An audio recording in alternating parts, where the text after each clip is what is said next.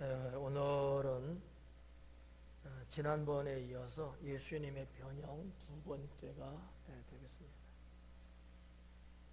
한 40일 만에 수요 예배 드리는 것 같아요. 지난번 1절에서부터 3절까지 강해를 했고, 날짜가 12월 9일인가 그러는데 다 까먹었죠? 뭐 상관없어요. 어차피 까먹는 인생. 그러나 또 이렇게 이야기 또 들어보면 또 생각나요. 자지만 않으면 돼. 자지만 않으면 하나님은 또 기억나게 하시기 때문에 걱정 없어요. 자, 오늘은 이제 4절부터 13절까지인데 우리 조금 강의 좀 스타일 바꾸기로 했죠. 한 절 한 절 읽고 이렇게 하는 거로. 자, 4절부터 13절까지 가도록 하겠습니다. 근데 7절까지 몇 개 못 가요. 오전에도 7절까지만 했어요. 더 갈 수도 있어. 근데 아무튼 오전에 시간 보니까 한 그 정도 되니까 한 50분 정도 강의되더라고요. 더 길게 가면 나 나쁜 놈이라 그럴까봐 무서워서 못 가고. 자, 오늘 4절부터 아무튼 오전 예배 7절까지 강의했는데 가능하면 오전하고 맞추도록 그렇게 하겠습니다. 자, 4절 같이 읽겠습니다. 이에 엘리야가 모세와 함께 그들에게 나타나 예수와 더불어 말하거늘. 아멘. 참 아이러니한 거, 참 이해가 때로는 안 가는 게 있는데 여러분은 모르겠어요. 저는 그런 거예요. 뭐냐면 그냥 성경을 보면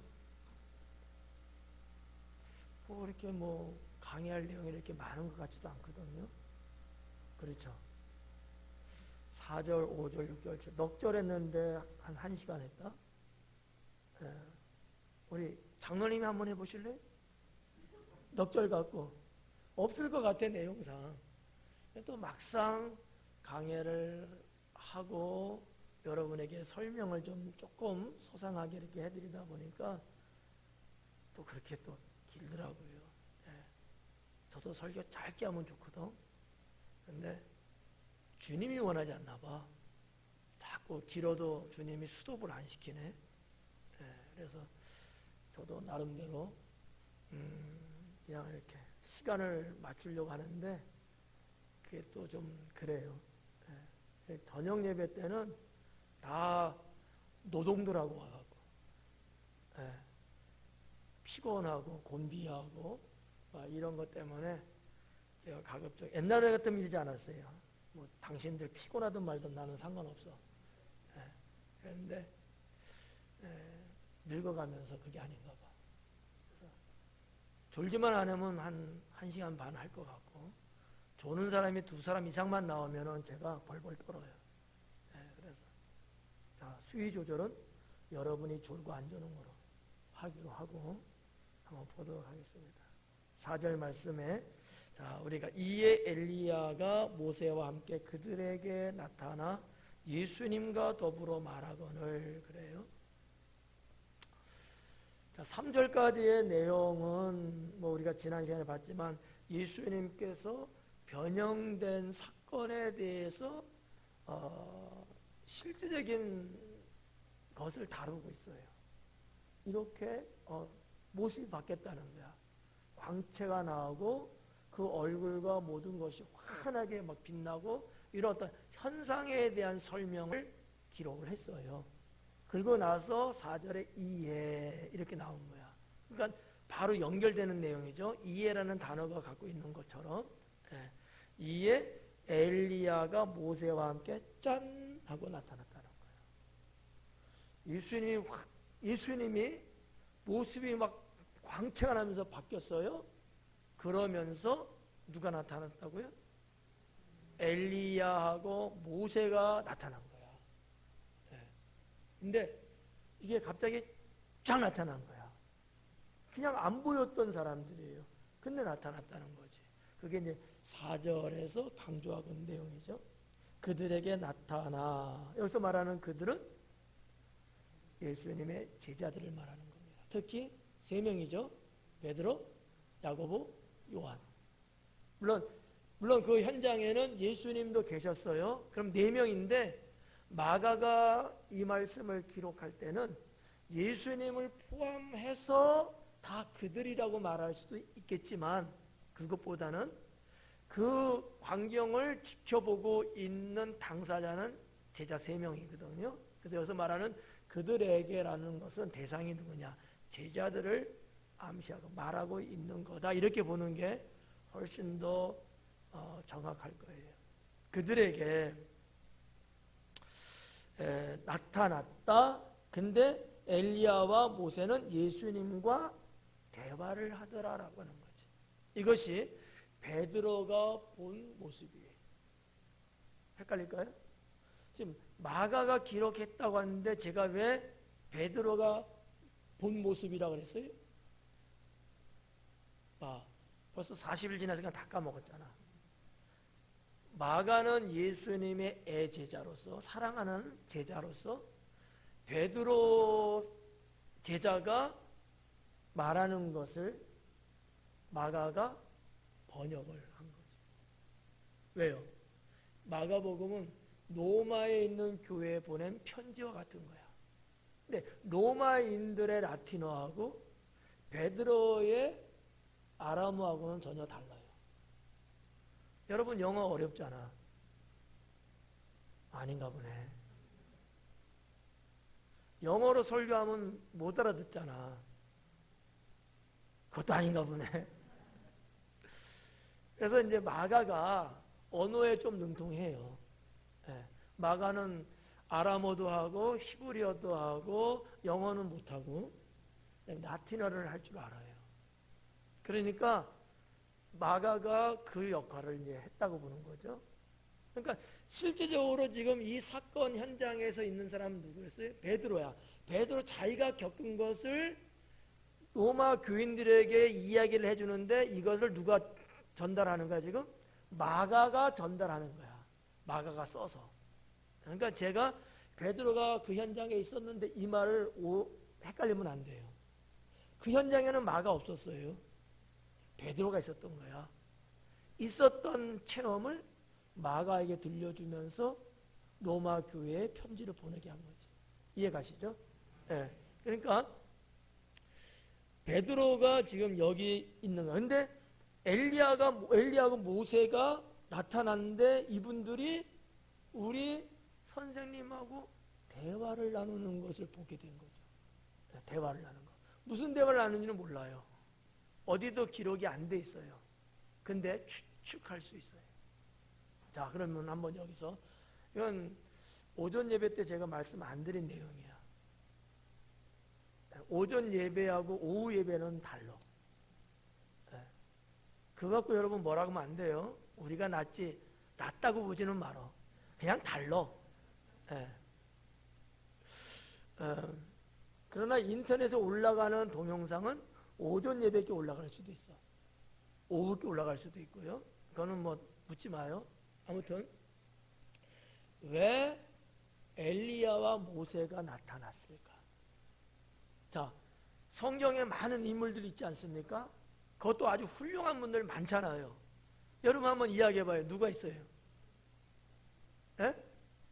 사무엘. 예. 그 다음에 없나 봐. 아는 인물이. 누구? 다윗, 또 아브라함, 또 이사? 저기 있잖아. 이사. 안수 집사님 누구? 엘리사. 여기까지만. 여기까지만. 근데 그분들은 안 나왔어.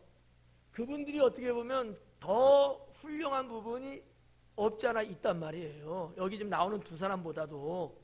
근데 왜 예수님 변화산에서 이 두 사람이 나왔을까?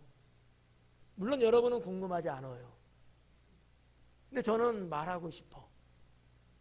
들어보실래요? 제가 볼 때는 이유가 있다고 보는 거죠. 유대인에게 있어서 이 두 사람은 아주 중요한 인물들입니다. 자, 누가 먼저 나왔어요? 엘리야. 엘리야는 어떤 사람일까? 묻지 않을게요. 어차피 대답은 안 나와. 성경 이사야서에 기록된 바에 의하면 엘리야는 마지막 때에 어떤 역할을 하는 사람이냐? 회복시키는 역할을 하는 사람이 나왔어요. 여러분, 우리가 찬양을 부를 때도 젊은이는 꿈을 꿀 것이며 아베는 뭐 환상을 보 이런 말씀이 있잖아. 이게 뭐를 의미하는 거냐면요, 이스라엘의 회복을 말하고 있는 거야. 그러니까 엘리야 선지자는 하나님 말씀 받아서 백성들에게 전달하고 백성들의 인생을 지도하고 믿음의 길을 걸어갈 수 있도록 해주는, 누구든지 다 하고 있는 이 보편적인 사역도 있지만 특히나 무너져 있는 이스라엘 백성들을 회복시키는 이 역할이 주된 역할이었다는 거죠. 여러분이 이사야 성경 읽어보셨잖아. 그런 내용 안 나왔나요? 나왔죠. 그래서 제가 보는 관점에서는 왜 많은 인물들 중에 엘리야냐? 회복을 말씀하고 있다.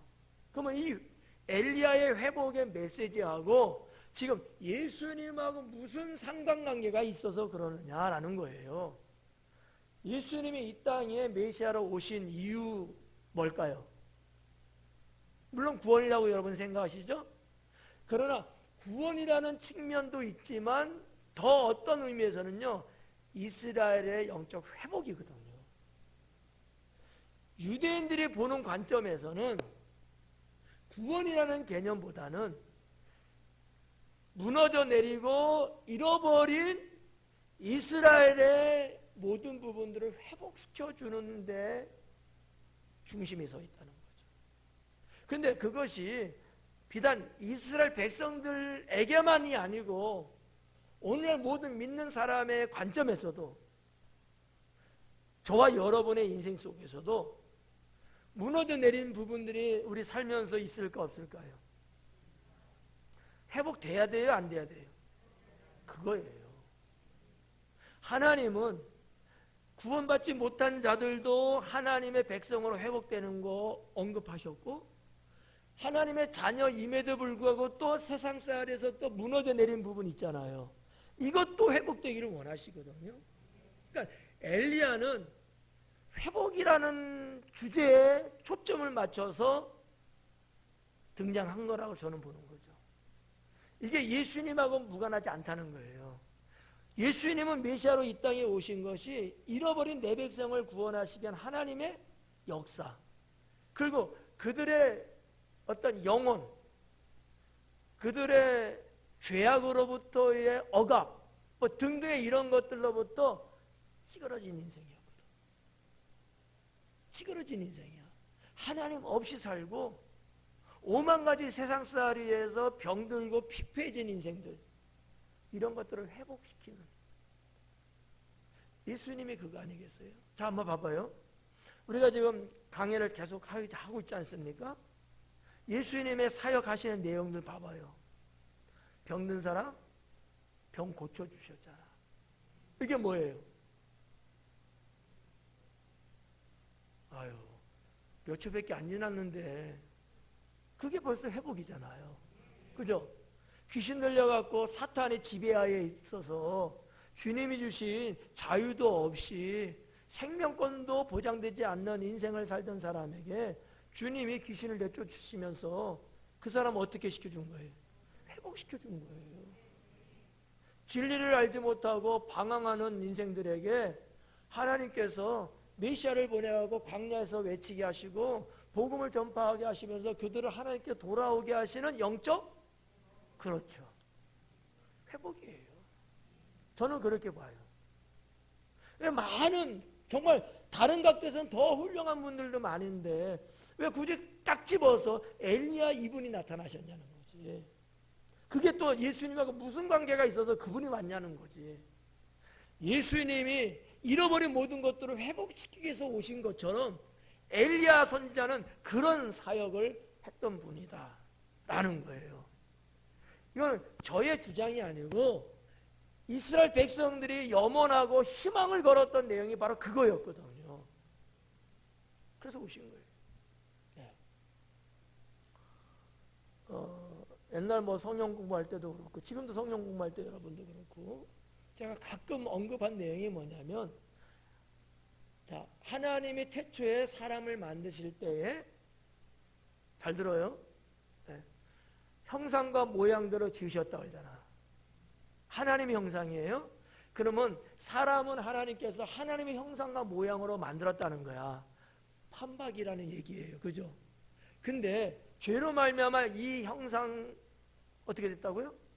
잃어버렸어요. 이 형상이라는 것은 겉으로 보이는 모양을 말하는 거 아니에요? 본질을 말하는 거예요. 이미지예요. 영어로는. 이거를 완전히 잃어버렸어. 망실된 거야. 근데 하나님이 메시아를 보내시고 그 메시아를 믿음으로 말미암아 구원을 시키잖아요. 그 구원의 모양새가 뭐냐? 잃어버린 형상을 되찾게 하는 거예요. 복원시킨다는 얘기입니다. 같은 다 의미예요. 회복이든 복원이든. 네.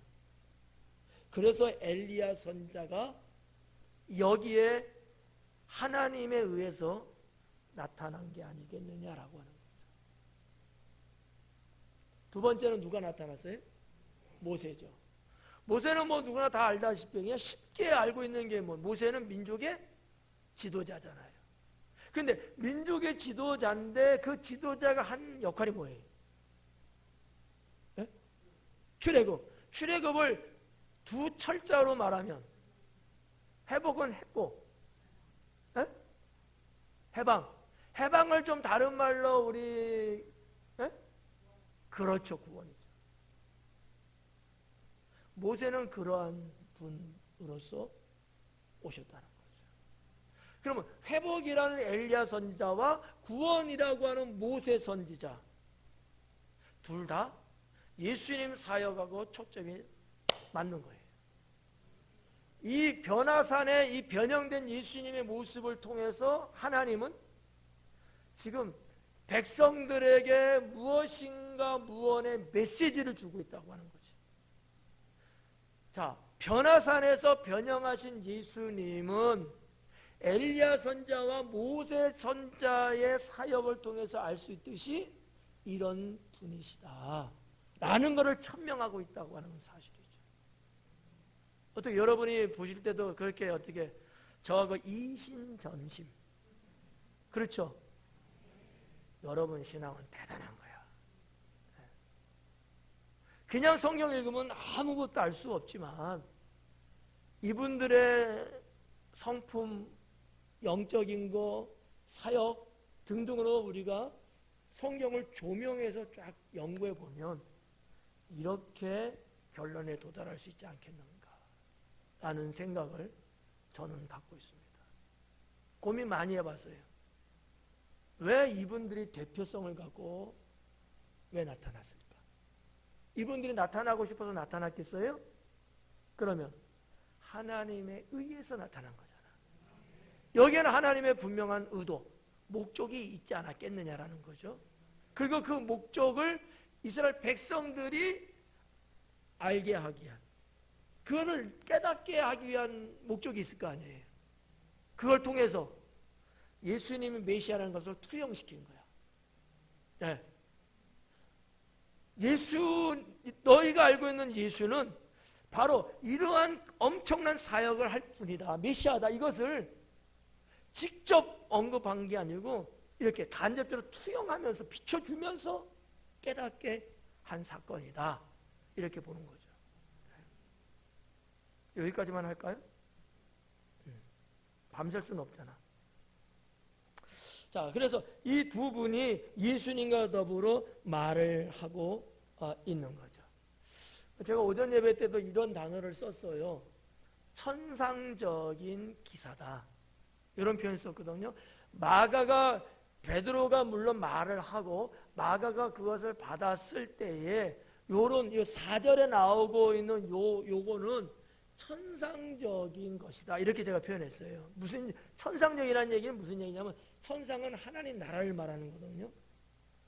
인간 세계에서 볼 수 없는, 있을 수도 없는 하나님의 권능으로만 가능한 일들을 하나님이 행하신 거죠.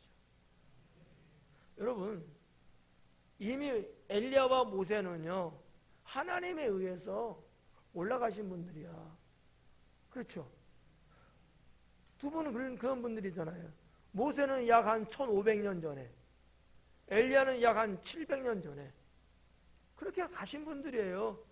근데 그분들이 이 뭐라고 할까, 사람의 육안으로 볼 때에 모습을 볼 수 있는 그 모습으로 온 거거든요. 지금 베드로가 여러분 잠자다가 그냥 깨갖고 비몽사몽으로 본 거 아니거든요. 생생하게 자신의 두 눈으로 본 거거든요. 이런 일이 무엇으로 가능하냐? 천상적인 하나님의 행하심으로 인하여서 가능하다는 얘기죠.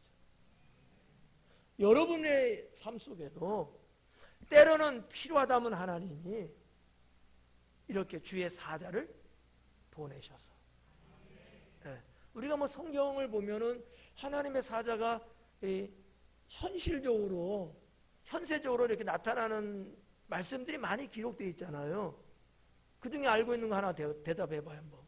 어떤 사건이에요? 누구의 때예요? 아브라함 때. 하나님 여호와가 두 천사와 더불어, 그죠? 또 발람 선지자 때는 누구? 발람 선지자. 나귀를 통해서, 그죠? 이런 거예요. 이런 거. 뭐 예수님 사건은 많죠. 뭐 주의 사자가 또 나타나고, 뭐 예수님 탄생하기 전에도, 그죠? 현명하여.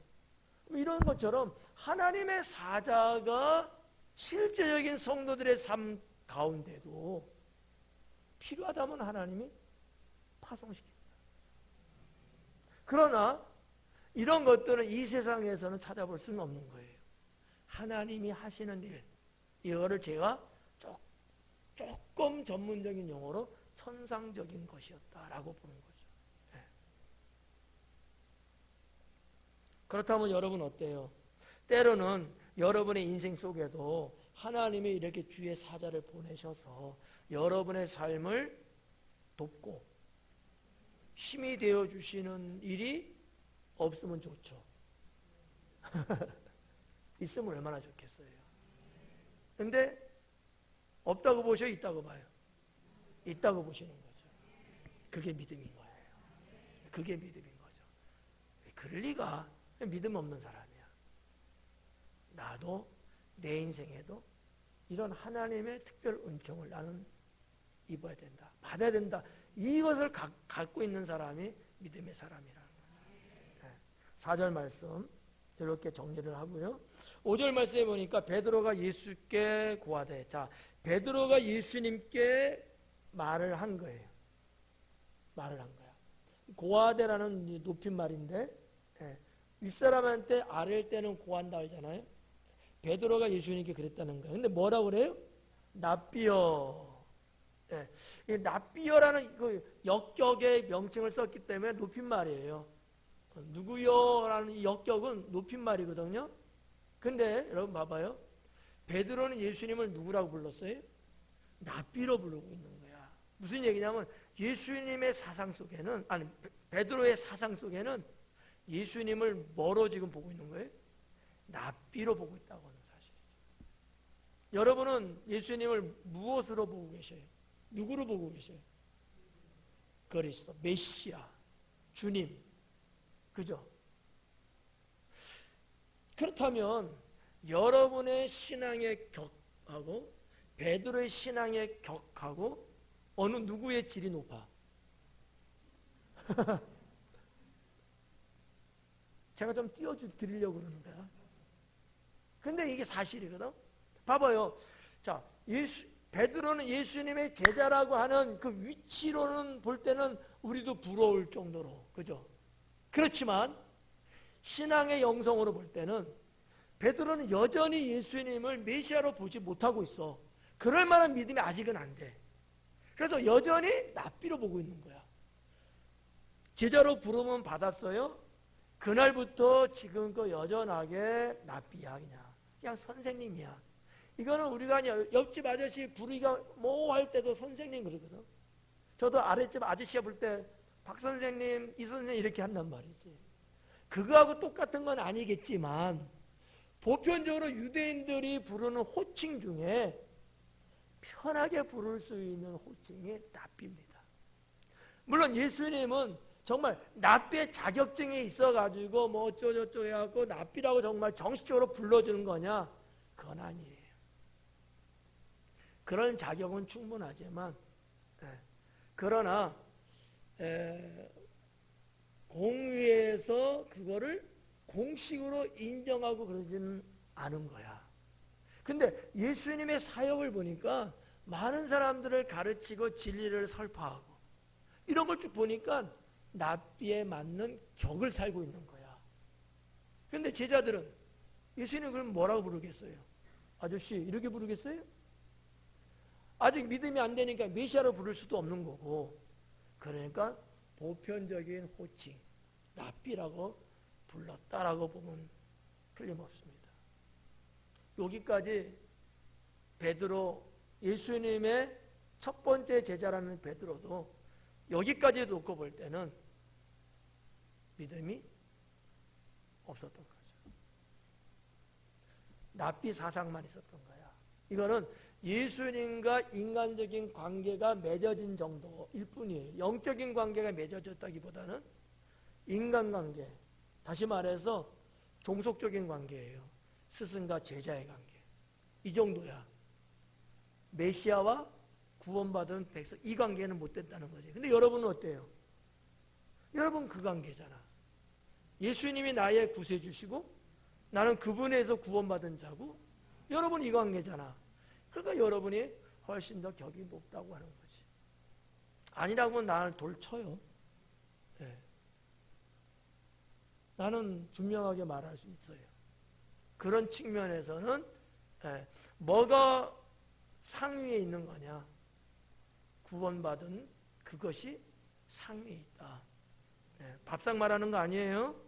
위에 있다라고 하는 얘기죠.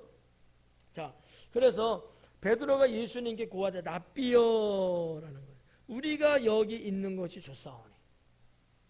얼마나 좋겠어요. 왜 좋을까? 왜 좋을 것 같아요? 김혜지 집사님 왜 좋을 것 같아요? 네? 그냥 좋으니까 그냥 웃기만 하신다. 네. 여러분 베드로가 랍비여 우리가 여기 있는 게 좋사오니 그래요. 여기는 지금 어디야? 예수님이 계시고 두 선지자가 있어갖고 뭔가 하여튼 평소에 한 번도 경험해보지 못한 그 엄청난 사건이 일어난 여기거든요. 여기 있는 게 좋대. 나는 이해 가요. 우리가 마음에 맞는 사람하고 만나서 시간을 보내면 헤어지기 싫잖아. 아닌가 봐. 대체적으로 이쪽에 앉는 사람들은 목 속이고 이쪽은 좀 끄떡끄떡하네. 그렇지 않아요? 근데 베드로가 경험한 건 뭐예요? 예수님과 계시는 거는 지금 쭉 왔지만 예수님이 해보다 밝게 광채가 나는 것과 유대인이라면 누구든지 존경하는 엘리야 선지자 모세를 직접 지금 본 현장이야. 얘가 좋은 거지. 금이 나와서 좋은 게 아니란 말이에요. 유대인에게 있어서는 이런 인물을 우리가 만난다는 거, 그분을 내가 뭐 알고 있고 명함이 오고 가는 거, 이것만 갖고도요, 이거 최고인 거예요. 그러니까 내가 여기에 있는 게 좋습니다 라고 본 거야. 우리가 살다 보면 그렇게 좋은 사람이 있고 좋은 장소 있고 좋은 분위기 있잖아요. 그래서 밤늦게까지 집에 안 들어가고 있잖아. 여기 맹점이 있어요. 베드로가 무엇 때문에 예수님께 제자로 부름 받았느냐라는 거죠. 지금 베드로는 너무 좋아서 그거는 아예 몰라. 까먹은 것 같아. 좋은 건 이해 가는데 좋은 게 어느 정도 있다가 다시 또 본업으로 가야 되잖아요. 안 그래? 제가 오전 예배 때도 이 말씀을 드리면서 예를 들어서 우리가 석양 해가 떨어지는 석양 좋은 장소에서 그 석양을 보면 떨어진다 가자 이런 사람 있을까? 장로님 없을 거야 아마. 이삭 권사님 어때요? 모르겠다 무슨 말인지. 그 아름다운 선셋을 아름다운 석양을 우리가 해 떨어지네? 봤지? 가자. 아직도 해가 지금 떨어지지 않았어. 계속 진행 중이야. 근데도 야 봤으니까 가자. 이런 사람이 있냐고. 이런 사람 있으면 깃방망이 맞겠지 옆 사람한테. 다 떨어질 때까지 계속해서 그 자리에 있을 거 아니에요. 그 해는 매일 떨어지는 해인데 베드로가 지금 보고 있는 이 광경은 평생에 한 번 없는 일이잖아. 그러니까 그분 충분히 이해가 간다는 얘기야. 얼마나 좋으면 저랬을까. 그렇지만 베드로는 베드로로서 예수님은 예수님으로서 해야 될 사역이 있잖아요. 이거를 잊어서는 안 된다는 거지. 우리가 살면서 신앙생활하면서 뭘 하면서 좋은 건 좋은 거지만 때로는 절제가 필요하고 때로는 어느 선까지만 그리고 다음 단계로 뭔가 우리가 또 이렇게 넘어가야 되는 것 아니겠느냐라는 거죠. 이런 걸 조심해야 된다는 거예요. 좋으니까 무턱대고 있으려고 하지 말자. 이런 부분이에요. 그래서 베드로는 여기 있는 게 좋다. 그리고 그가 한 얘기가 뭐예요? 초막 셋을 짓되 하나는 주를 위하여, 하나는 모세를 위하여, 하나는 엘리야를 위하여 하사이다. 세 개를 짓는데 하나는 주님, 하나는 엘리야, 하나는 모세.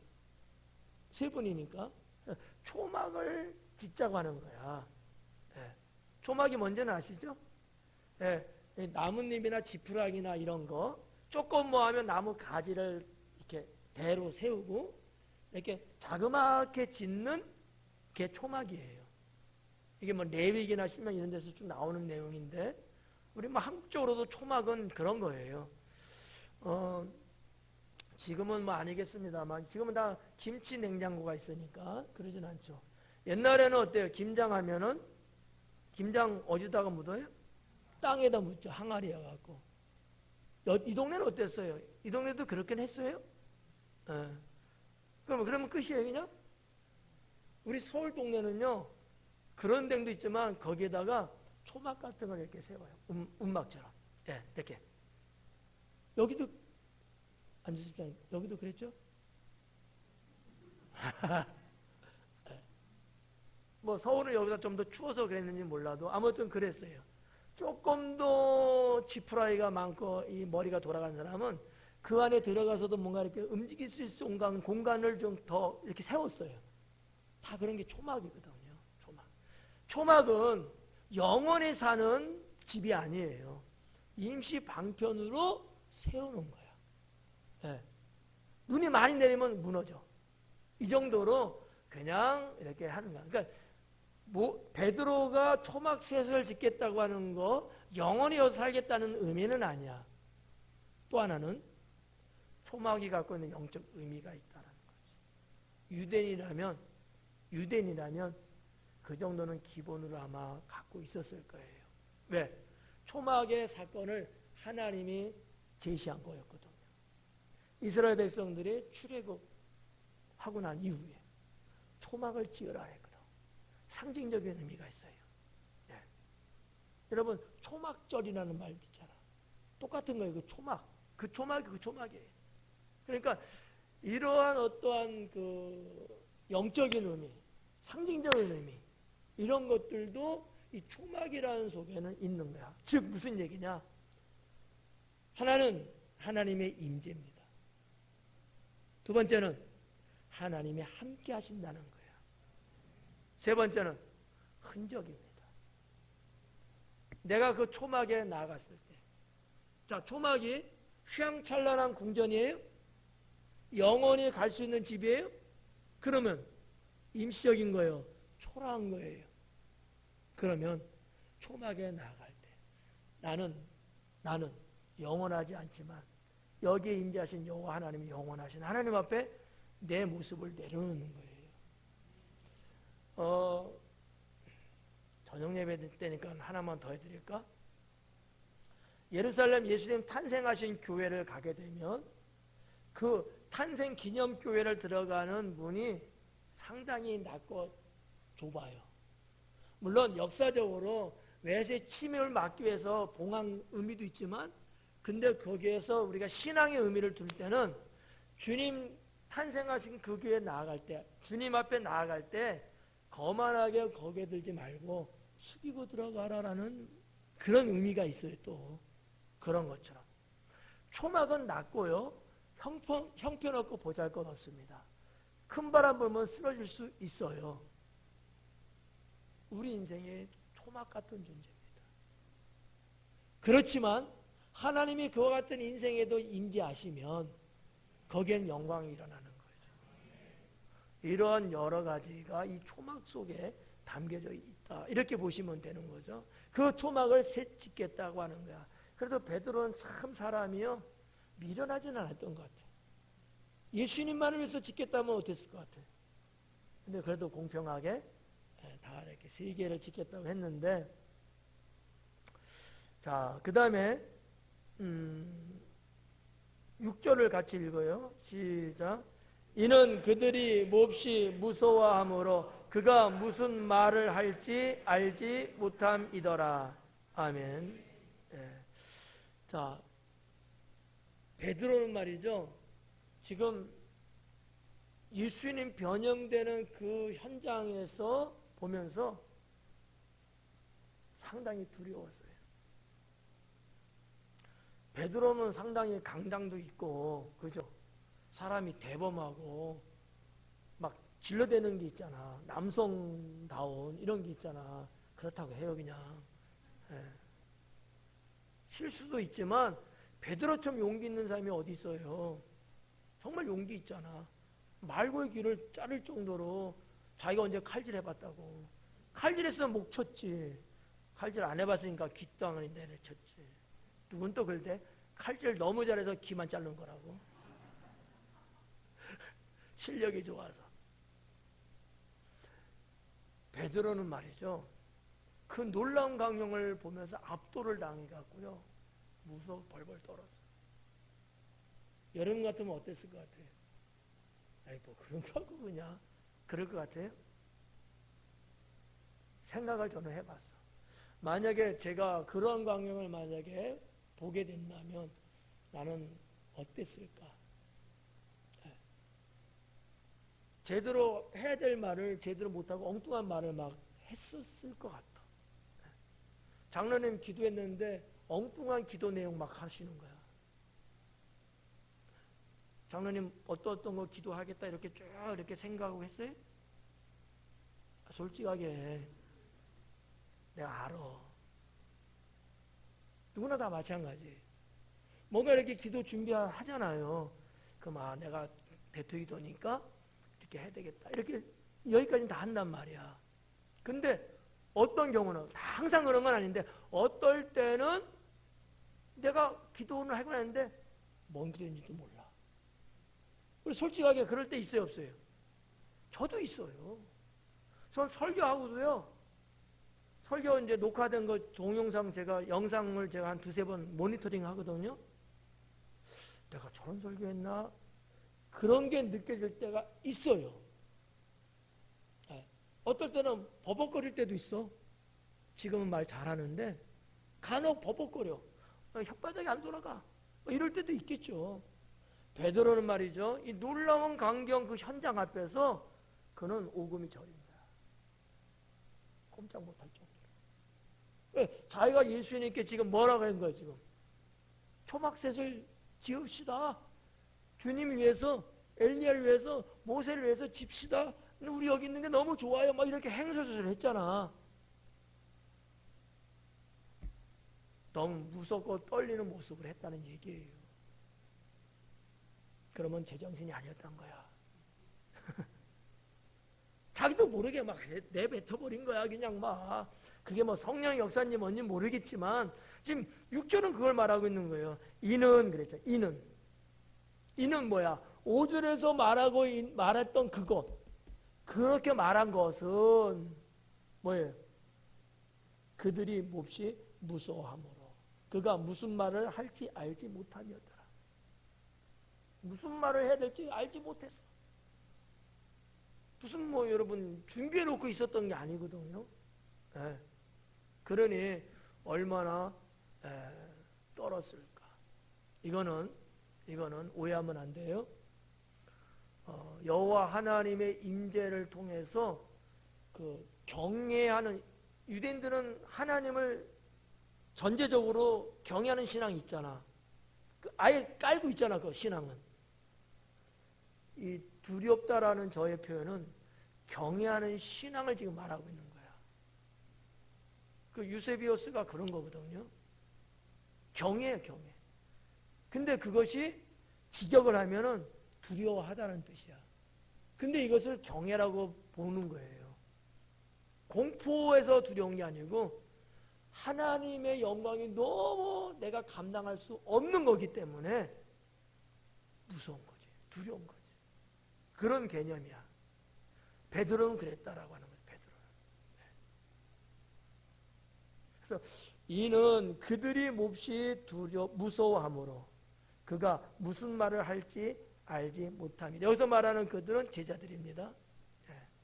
벌벌벌 떨었을 거예요. 이게 도대체 어떻게 된 일이야? 빨리 말해봐. 막 이랬을 거야. 막. 7절 마지막 부분 같이 읽어요. 마침 구름이 와서 그들을 덮음에 구름 속에서 소리가 나되 이는 내 사랑하는 아들이니 너희는 그의 말을 들으라 하는지라. 아멘. 자, 마침 구름이 왔다라는 거죠. 자, 시간적인 단어를 썼어요. 막 무서워서 막 그러고 있는 거야. 초막셋을 짓고 어쩌고 긁고 나서 막 상황이 지금 상황 설명, 6절은 상황 설명이에요. 그 상황을 막 그들이 무서워서 막 어찌할 바를 모르고 막 이러는 거야. 그때에 바로 하늘에서 구름이 그 장소를 쫙 덮어버린 거야. 이거는 자연의 현상으로는 불가능합니다. 구름이라는 건 그렇게 만들어지지 않거든요. 수증기가 올라가서 그것이 형성이 되고 온도하고 습도하고 맞아서 이것은 구름이 되게 서서히 이렇게 만들어져요. 시간이 걸리는 문제거든요. 근데 지금 베드로가 지금 광경을 본고하고 그것을 기록한 마가로 지금 볼 때는 이때 구름은 갑자기 한꺼번에 확 낀 거라는 거예요. 성경에 보면 하나님이 임재하실 때는 언제나 이렇게 구름이 하늘에 빽빽하게 꼈다고 이렇게 기록되어 있잖아요. 그죠? 그때에 이스라엘 백성들은 어땠어요? 다 땅에 엎드려 여호와 하나님을 두려운 마음으로 경외했다 이렇게 말하잖아. 성경이 그렇게 말하고 있잖아요. 같은 현상이에요. 베드로와 야고보, 요한이 이걸 모를 리는 없어요. 근데 지금 구름이 갑자기 껴들어온 거야. 왜 조금 더 시간을 좀 가지면 좋을 텐데 왜 하나님이 그런 일이 있을 때 바로 구름을 껴서 싹 못 보게 감췄을까? 라는 궁금증이 여러분 없죠? 저는 이제 여러분에게 가르쳐야 되는 입장이니까 도대체 왜 그러셨을까라는 거지. 아까도 살짝 언급했습니다만 베드로가 어떠한 상황에서 했든지 간에 지금 제정신이 아니야. 지금 말 꺼내서는 안 될 건데 꺼내고 지금 여기가 좋사오니 여기서 그냥 무장창 그냥 눌러 앉고 싶은 거야. 이것을 제가 볼 때는 하나님이 차단하시는 것 아니었을까라는 거죠. 차단하시는 것. 때로는 우리가 살면서요.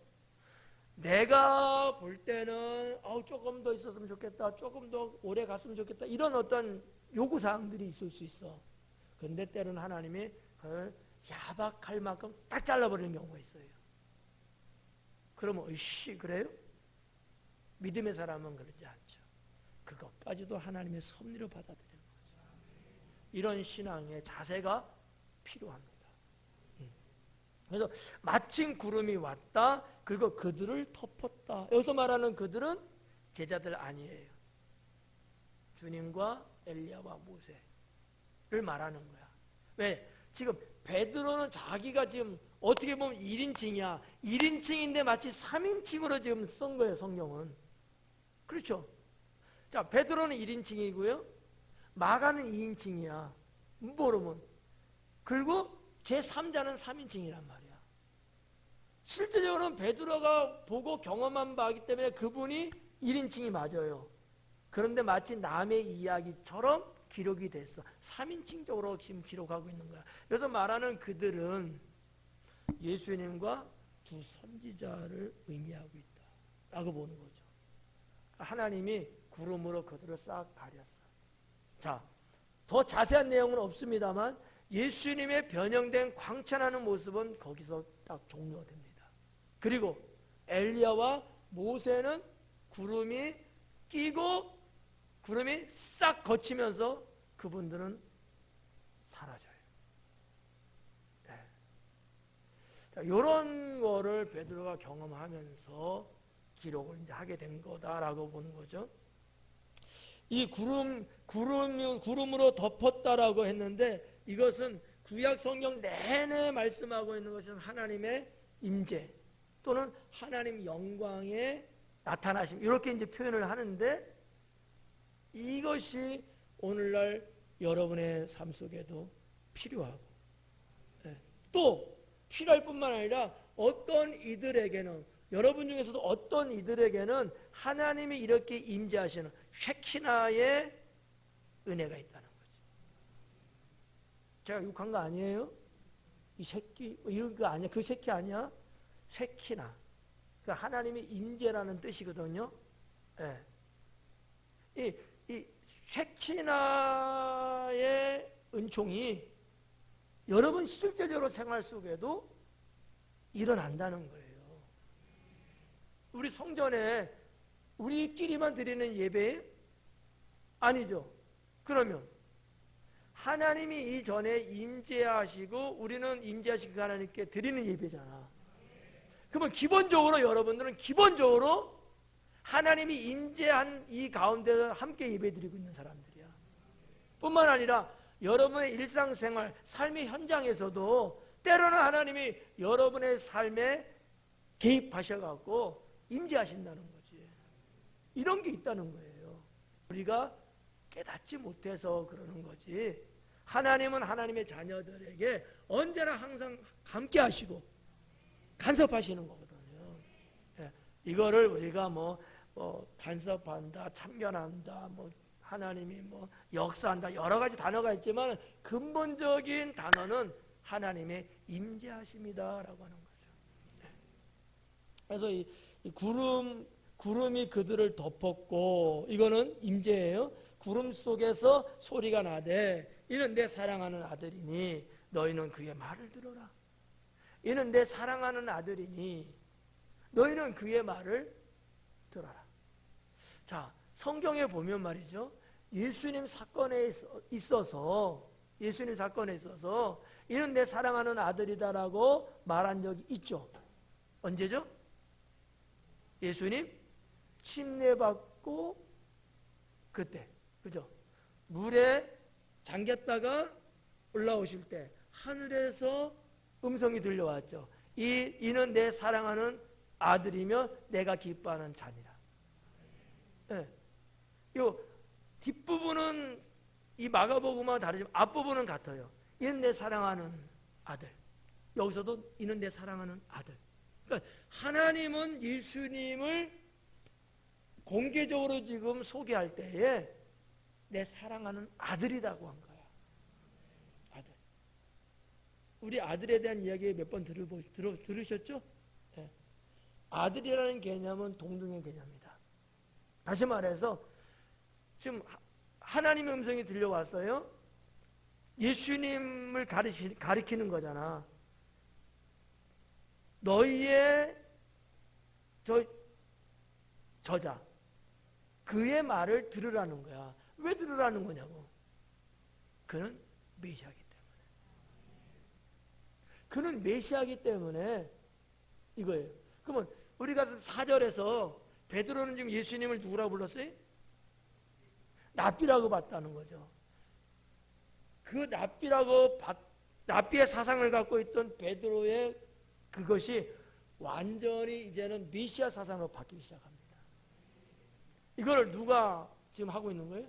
하나님께서 간섭하신 거, 개입하고 계신 거죠. 네.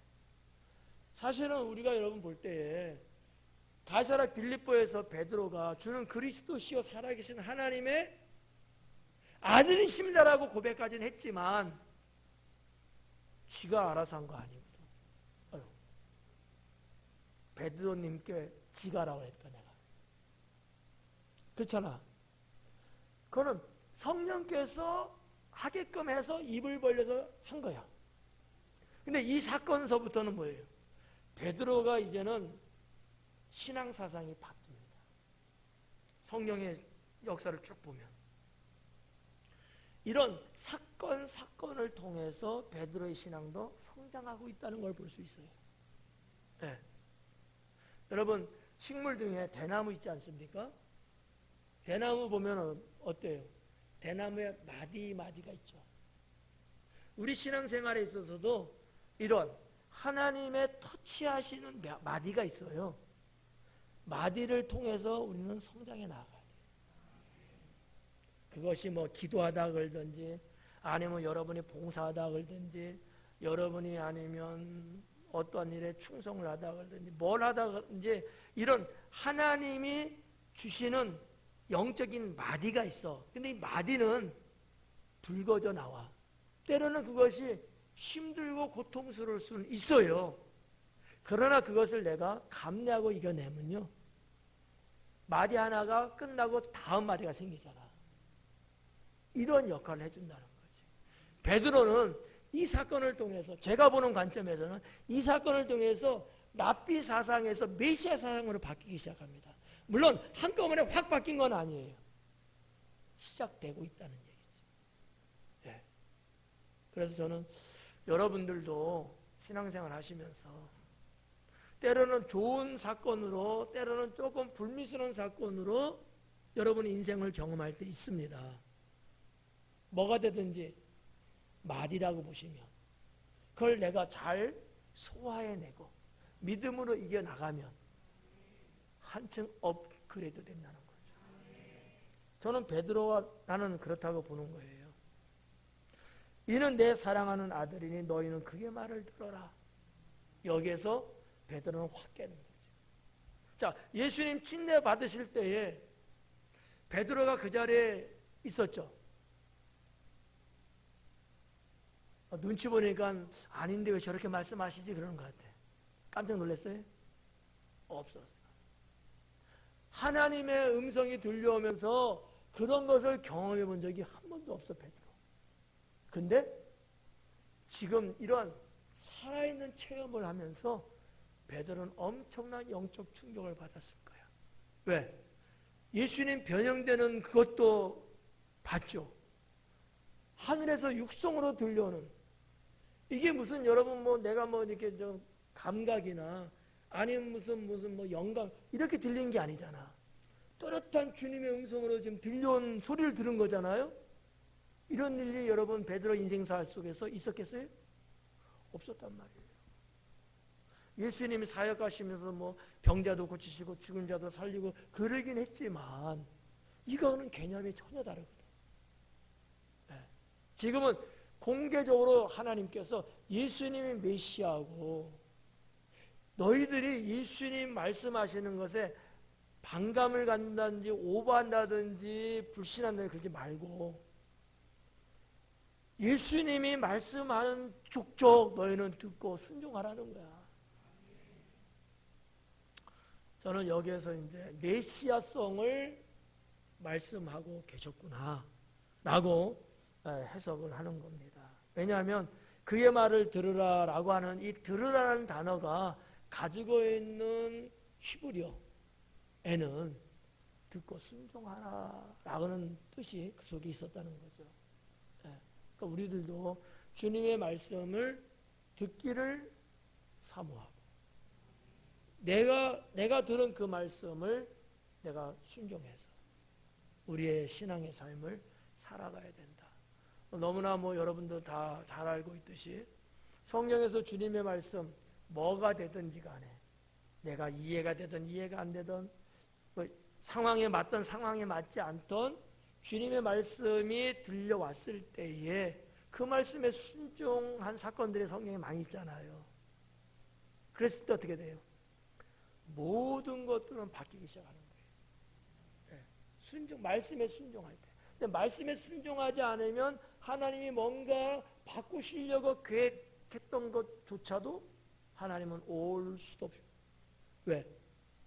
순종하지 않는 것은 곧 믿지 않는 겁니다. 하나님은 그렇게 보신다는 거죠. 순종하는 것은 믿음으로 보시는 거고요. 순종하지 않는 것은 믿음으로 안 보는 거예요.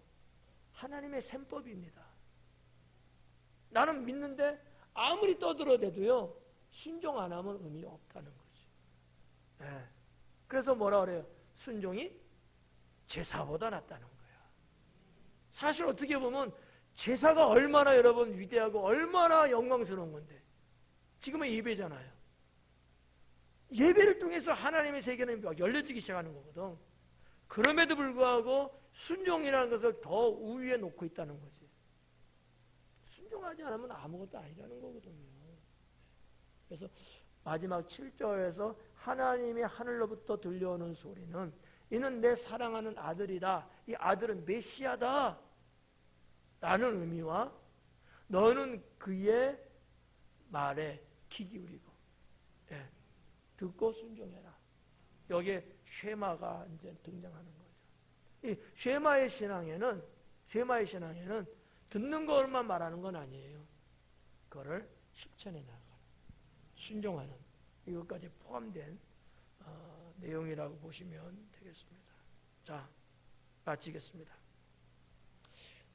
4절부터 7절까지 이렇게 쭉 보면서 3절까지의 내용하고는 또 전혀 달라요. 3절까지는 현장에 일어나는 그런 어떤 사건을 속에 있다면 4절부터는 그것을 풀어나가는 그 사건이 주고 있는 영적 의미를 또 이렇게 기록해 나가는.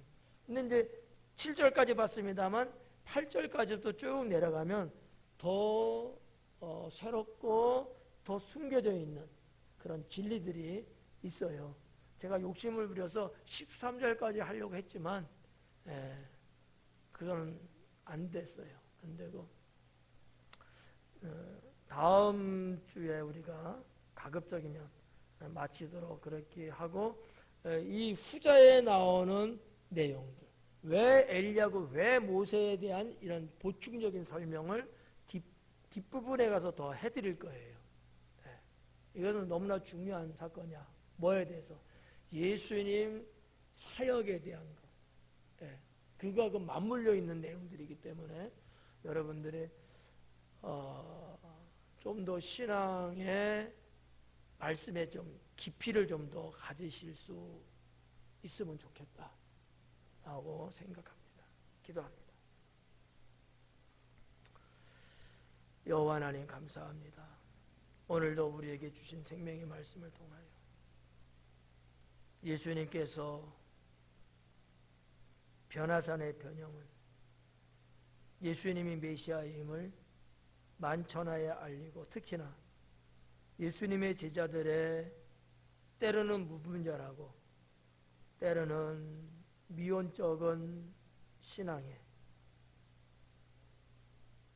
메시아로 받아들이는 영적인 회복을 위한 말씀이기도 한데 우리가 이러한 사건을 보면서 하나님의 오묘하심 한 영혼을 구원하기 위해서 이루시고자 하는 하나님의 놀라우신 섭리는 우리가 감사히 여기고 또 그와 같은 신앙을 나의 신앙으로 받아들일 수 있는 성도들 되게 하옵소서. 감사하며 우리 주 예수 그리스도 이름으로 간절히 기도드리옵나이다. 아멘.